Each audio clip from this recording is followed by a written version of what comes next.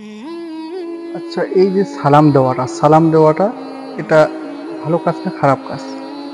নিশ্চয়ই এটা একটা খুব ভালো কাজ। ইসলামের মধ্যে যে চেনা অচেনা সকলকে আমাদের সালাম দিতে হবে।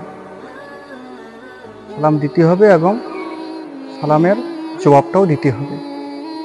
কিন্তু আমাদের এদিকে একটা গ্রাম বাংলায় দেখবেন যে একটা বানানো হাদিস, যে অধিকাংশ মানুষই এটা মনে করে যে কোনো কিছু খাওয়া দাওয়া করার সময় সালাম কাউকে দেওয়াও যাবে না, সালামের জবাবও দেওয়া যাবে না।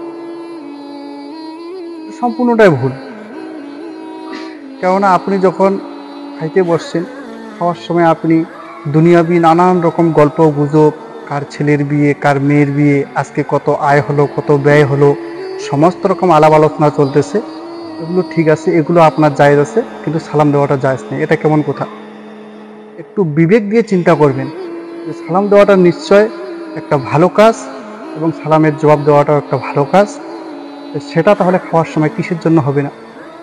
নিশ্চয় হবে।